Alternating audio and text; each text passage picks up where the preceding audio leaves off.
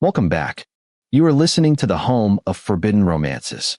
Prepare yourself, because tonight's story will leave you breathless. Blood looks shockingly bright against the stark whiteness of a legal decree, especially when that decree is designed to end a marriage. The drop fell from Julian's nose, hitting the paper with a wet tap, blooming like a singular, morbid rose right next to the line marked petitioner. He stared at it, his vision swimming, the high-pitched whine in his ears drowning out the ticking of the grandfather clock. He didn't wipe it away. He didn't gasp. He simply pulled a handkerchief from his breast pocket, silk, monogrammed, a gift from a husband who hadn't looked him in the eye in 6 months, and pressed it to his face. With his other hand, he didn't hesitate. He signed his name. The ink was black, the blood was red, and the divorce was final. Done, Julian whispered, the words scraping against a throat raw from silent screaming. He pushed the papers across the mahogany desk toward the man who stood by the window, looking out at the rain-lashed skyline of the city. Dominic Draven, the titan of industry, the man whose shadow could freeze the stock market, didn't turn around immediately. His silhouette was sharp, imposing, a cut of midnight against the gray storm outside. When he finally turned, his eyes, cold, piercing blue like glacial ice, landed on the papers, then on Julian. He didn't see the pallor of Julian's skin, he only saw the signature. "You didn't fight it," Dominic said, his voice a low baritone that vibrated in Julian's chest.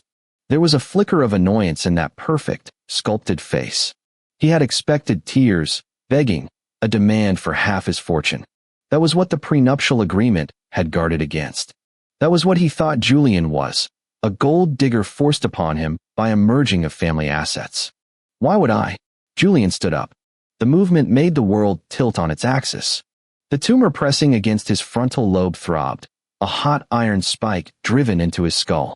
He gripped the edge of the desk, his knuckles turning white, masking the tremor as a casual lean. "You've made it clear for 365 days that my presence is a burden. Today is our first anniversary. Consider my departure your gift." Dominic narrowed his eyes, stepping forward. The scent of sandalwood and expensive scotch wafted off him, a scent Julian had once thought would be his home. Now, it was just the smell of rejection. "You're taking nothing?" Dominic asked, scanning the room. "The jewelry? The settlement check? I have everything I need," Julian lied. He had a suitcase packed with sweaters, his sheet music, and 3 bottles of high-strength painkillers that were becoming less effective by the day. "And Dominic?" "What?" Julian smiled. It was a weak, fractured thing, but it was genuine. "I hope you find someone who makes you want to turn away from the window." He turned and walked out of the study, out of the penthouse, and out of Dominic's life. He didn't mention the diagnosis he had received 2 months ago. He didn't mention that the selfishness Dominic accused him of, the sleeping in, the missed galas, the refusal to drink wine, was actually the body shutting down. To tell Dominic now would be to trap him with pity. Julian Ashford had too much pride to be a charity case for the man he loved. 3 weeks later, the silence in the Draven penthouse was deafening. Dominic sat at his desk, the divorce papers filed, the house empty of Julian's quiet piano playing. He should have been relieved. The merger was secure, the leech was gone, and he was a free man. Yet, he found himself staring at the spot on the desk where Julian had stood. He frowned, noticing a small, dark stain on the leather blotter. Dried blood. He touched it, confused. Had Julian cut himself? He replayed the memory. Julian had been pressing a handkerchief to his nose. He had been pale. Ghostly pale. Dominic had dismissed it as dramatic affectation, the theatrics of a spoiled heir losing his meal ticket. A knock at the door broke his reverie. It was his personal assistant, nervous, holding a tablet. "Sir, the private investigator you asked to monitor Mr. Ashford's post-divorce spending. There's an anomaly." Dominic sneered. "Is he burning through the settlement?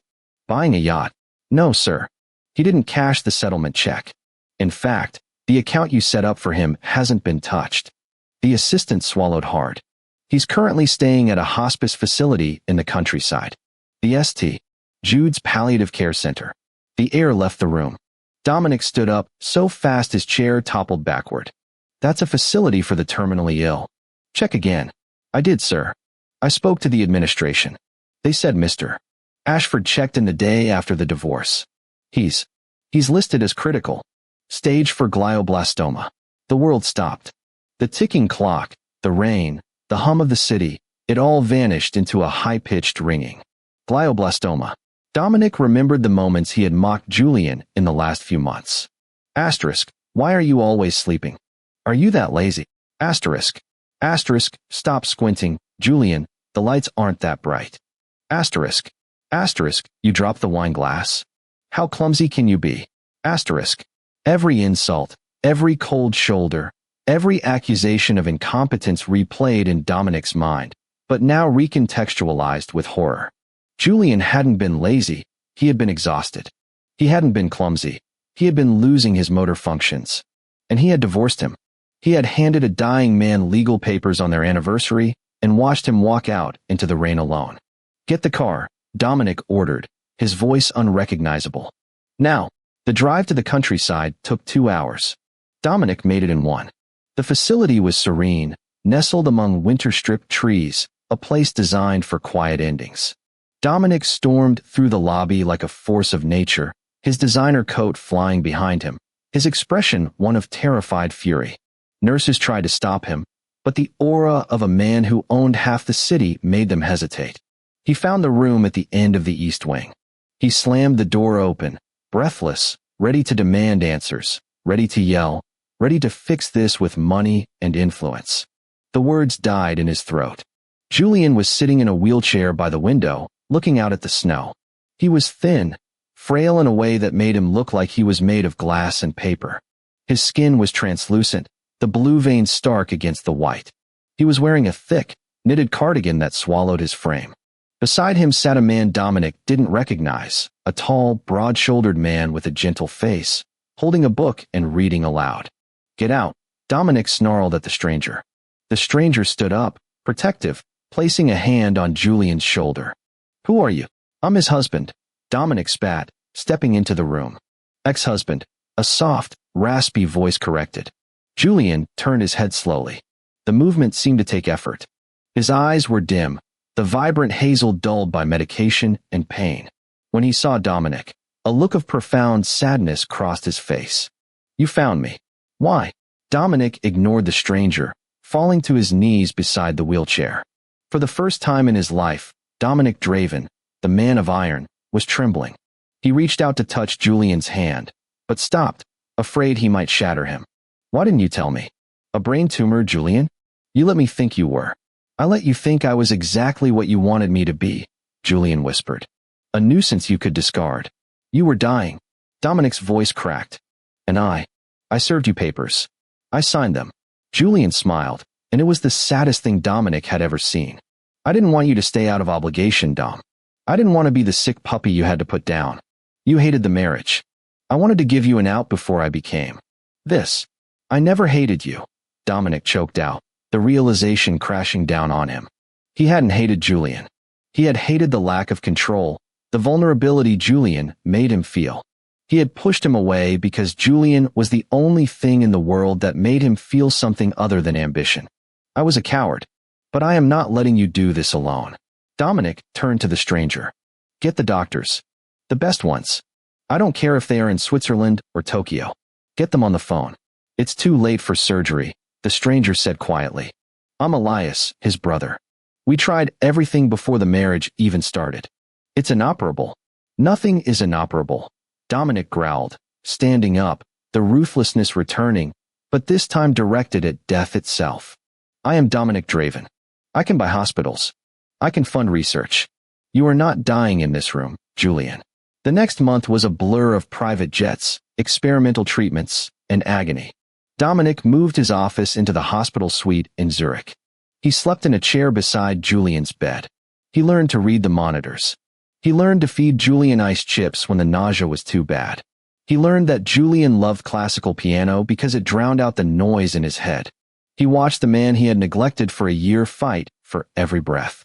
One night, the fever spiked. The machine screamed. Doctors swarmed the room. Dominic was pushed back, pinned against the wall by a nurse as they worked to stabilize Julian's seizing body. Don't you dare leave me. Dominic screamed over the chaos, tears streaming down his face, stripping away every ounce of his dignity. I command you to stay. You don't get to divorce me and die. Come back. It was the most pathetic, honest thing he had ever said. When the flatline tone ceased and the rhythmic asterisk beep, beep, asterisk returned, Dominic collapsed. He crawled to the bedside. Julian's eyes were open, hazy, focusing on the ceiling. Dom, Julian rasped. I'm here. Dominic took his hand, pressing it to his lips, kissing the knuckles, the wrist, the palm. I'm here. I'm not going back to the office. I'm not going to the window. I'm looking at you. Only you. You're noisy, Julian murmured, a faint smirk touching his lips. I'll be noisy for the rest of your life, Dominic vowed. I will scream your name until you get sick of it. But you have to stay. 6 months later. The recovery was not a miracle, it was a war. The experimental treatment had shrunk the tumor enough for a high-risk resection. Julian had lost some motor skills in his left hand. He would never play the piano with concert-level proficiency again. He had scars. He had bad days where he couldn't get out of bed. But he was alive. It was their second anniversary. Dominic didn't bring home papers this time. He brought Julian to the conservatory of their new home, a house chosen because it had no stairs and was filled with light. In the center of the room sat a grand piano. Julian leaned on his cane, looking at it. Dom, you know I can't play like I used to. My left hand is too slow. I know, Dominic said, walking up behind him, wrapping his arms around Julian's waist, burying his face in the crook of his neck. He kissed the scar that ran behind Julian's ear. That's why I learned. Julian stiffened. You? I took lessons. For the bass clef. The left-hand parts. Dominic guided Julian to the bench. I'll be your left hand, Julian. You take the melody. I'll carry the weight. They sat together. Dominic, the man who once thought emotions were a weakness, placed his large, powerful hands on the keys. He nodded to Julian. Julian hesitated, then lifted his right hand. They began to play. It wasn't perfect. The tempo dragged in places, and Dominic was stiff in his technique. But as the notes rose into the air, weaving together, filling the silence that had once destroyed them, it was the most beautiful sound in the world. Dominic looked at Julian. Julian wasn't looking at the keys. He was looking at Dominic. His eyes were clear, bright, and full of a love that had survived neglect, divorce, and death. Happy anniversary, Dom, Julian whispered. Dominic leaned in, capturing Julian's lips in a kiss that tasted of salvation. Happy anniversary, my love. I'm never letting you go again. And that is how the tyrant of the boardroom became the servant of his own heart.